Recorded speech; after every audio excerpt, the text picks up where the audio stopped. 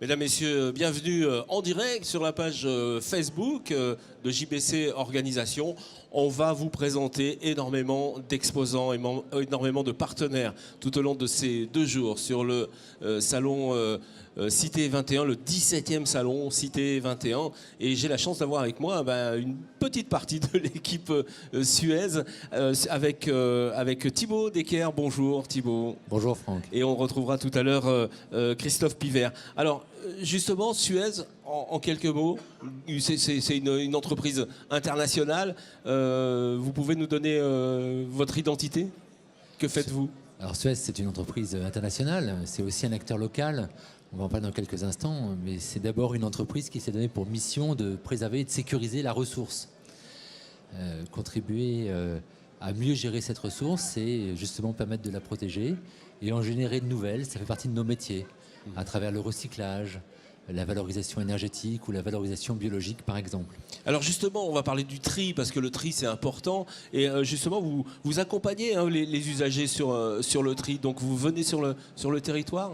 Oui, ici à Dijon, nous assurons la collecte des déchets avec une équipe de 120 collaborateurs, 48 camions, un centre d'appel ouvert 7 jours sur 7 pour répondre aux questions des habitants, à la fois sur les conditions de collecte, les plannings de collecte, mais aussi sur la manière de trier et de valoriser les déchets. Parce que c'est ça qui est important finalement. Vous allez rencontrer les gens dans les communes, vous allez rencontrer les élus, parce que ça commence là, au niveau du tri. Ça commence là, au niveau du tri, ça commence chez l'usager. Voilà. L'amélioration à la source du tri par les usagers, elle donne à la collectivité des leviers importants, à la fois sur la maîtrise des financements et en même temps sur l'amélioration de sa performance environnementale. Et à Dijon, on a mis en place une innovation qui est TriTruck, qui est un camion qui se déplace, un outil pédagogique qui va sur les événements sportifs ou associatifs, porter directement aux usagers pour cette amélioration à la source du tri, la bonne parole, la bonne manière de trier pour améliorer cette performance de tri. Eh bien, Thibaut, comment ça se passe concrètement? Vous donnez les indications aux usagers, c'est ça? Concrètement, on donne aux usagers les indications. Au moment où on les rencontre, on vient avec notre camion, qui est une camionnette qui a été spécialement équipée. Ouais. Équipé, vous pouvez me parler de l'équipement de ce l'équipement, truck? c'est des outils, c'est des produits à trier pour leur montrer concrètement comment trier. C'est leur rappeler les consignes de tri, les règles de tri à respecter pour assurer une bonne qualité du tri à la source. Si on a un doute, on peut vous appeler, vos clients peuvent vous appeler pour dire comment je trie, comment je fonctionne et où est-ce que je dois mettre tel ou tel produit? Oui, bien sûr, on est là pour ça. Et aujourd'hui, le métier de Suez, c'est de dialoguer aussi directement avec les usagers. On a d'autres interventions, comme par exemple l'opération Qualitri, qui nous amène à aller sur le terrain directement, à la rencontre des usagers, foyer après foyer, pour les aider à améliorer à la source la qualité du tri. J'ai pas entendu, je comprends pas. Oui, je comprends pas. Continuons. Oui. Comment? Ah oui, on lancera. On est en direct, hein, on est en train de me parler en même temps. Voilà, tout va bien. On a un film à vous présenter, donc on le lancera à la fin de cet entretien, bien entendu. Christophe, on va vous donner un petit moment la parole. La propreté, pour vous, vous êtes responsable de la propreté, c'est ça, Christophe? C'est ça. Je suis responsable développement en propreté auprès des collectivités locales. Alors ça veut dire quoi? Vous pouvez nous présenter votre job? Tout à fait. Au fait, au jour d'aujourd'hui, la propreté, ça regroupe différentes activités et c'est un des enjeux majeurs pour les collectivités. Parce qu'il y a 2 approches. Il y a l'approche, on va dire, traditionnelle. Mettez bien le micro sur le menton. Pardon. Il y a 2 approches, en fait, au niveau de la propreté, qui va être la propreté, l'image traditionnelle, c'est la balayeuse qui passe dans les rues et les agents qui ramassent les papiers. Donc c'est ça, mais c'est aussi beaucoup plus. Puisque la propreté, c'est un service global qui représente un enjeu majeur pour les collectivités. C'est une image positive de la ville lorsque la ville est propre et ça augmente bien sûr son attractivité. Et puis un impact sur l'environnement aussi alors. Et un impact sur l'environnement, tout à fait. Donc nous, notre but, c'est bien sûr de garantir aux collectivités une belle image et une ville propre. Alors ce qui change aussi, c'est qu'on a une approche différenciante. C'est-à-dire qu'on n'est pas là pour placer entre guillemets un service. on a un véritable dialogue avec la collectivité qui consiste en fait à faire déjà un diagnostic, c'est-à-dire voir leurs attentes, leurs besoins et comment on peut travailler ensemble pour mettre en place un véritable service personnalisé de la propreté urbaine. Ça se passe autour d'une table ronde. Concrètement, ça se passe comment? Tout à fait, c'est une table ronde où sont présents généralement les élus, bien sûr, mais on associe aussi les services techniques, puisque ce sont eux les premiers au contact par rapport à la réalisation, on va dire, quotidienne.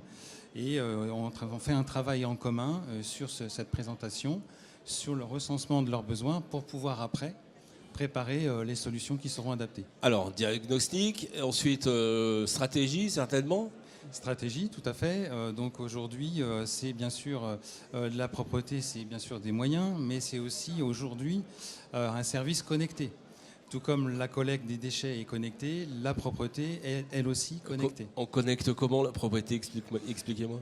Ça passe par exemple par de la géolocalisation des balayeuses. C'est aussi un service que l'on développe chez Suez, qui est le Smart Cantonnier. On a aussi... Le Smart Cantonnier. Il faut m'expliquer ça. Très rapidement, en fait, les cantonniers ont ce qu'on appelle un smartphone dans un manchon au niveau du bras. Ouais. Et en fait, lorsqu'ils font leur travail, ils sont à même, avec ce smartphone, de localiser et de remonter des informations, comme par exemple des tags, des bacs cassés, des dépôts sauvages, ce genre de choses. Et l'intérêt, c'est que toutes ces informations sont bien sûr stockées et ça permet après de travailler avec les collectivités sur les récurrences et de trouver des solutions pour améliorer et éviter que ce genre d'incident se reproduise.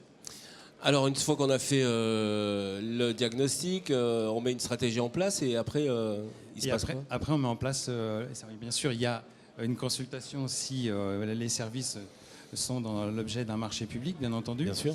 Et ensuite, après, il y a des appels d'offres et bien sûr, notre travail consiste à mettre en application tous les éléments, toutes les choses qu'on a pu expliquer aux collectivités et bien sûr donner envie de travailler avec nous. Alors Christophe Pivert, quand ma corbeille déborde, qu'est-ce que je peux faire? Alors au jour d'aujourd'hui, sur notre stand, on a d'ailleurs une démonstration de ce service que nous avons développé qui s'appelle Ma corbeille déborde. En fait, les corbeilles sont équipées d'un QR code et il s'agit en fait les usagers, lorsqu'ils sont à proximité de cette corbeille, ils ont avec leur smartphone la possibilité de flasher le QR code et ils vont accéder donc à un menu qui va leur proposer, par exemple, ma corbeille justement déborde, ma corbeille est sale ou ma corbeille est cassée, par exemple. Mais elle va aussi en même temps leur proposer par géolocalisation des corbeilles qui sont à proximité où les personnes pourront aller déposer leurs déchets.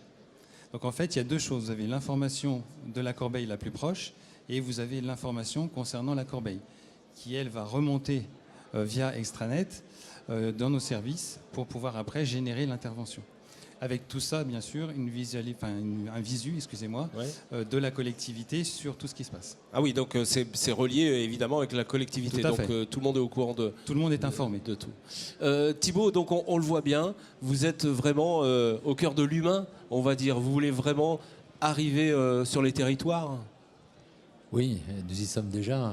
Aujourd'hui, Suez, sur le territoire des Dijon, emploie plus de 500 salariés. Nous sommes un acteur local, à la fois à travers les salariés du groupe, mais aussi à travers nos relations directes avec les citoyens, avec les usagers, et à travers tous les systèmes connectés que nous déployons pour les accompagner au quotidien, que ce soit dans la propreté de la ville ou dans l'amélioration de la performance du tri. Voilà, et on le voit sur votre stand qui est juste à côté de notre plateau. Vous accueillez eh bien, les usagers et vos futurs clients. Voilà. On a un film à vous lancer. Merci d'être venu sur le plateau. Merci Franck. Et on va juste lancer le film dans quelques secondes. Et on se retrouve tout de suite après pour d'autres interviews. Merci beaucoup, messieurs. Merci beaucoup.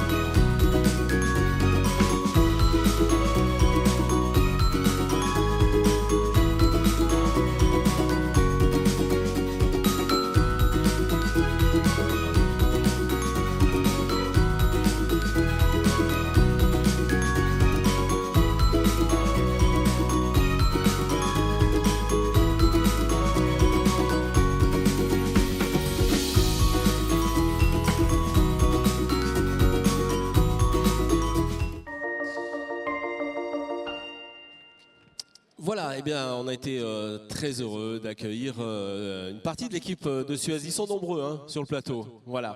On vous donne rendez-vous dans quelques minutes pour d'autres interviews. On va accueillir la Caisse d'épargne tout à l'heure. Voilà.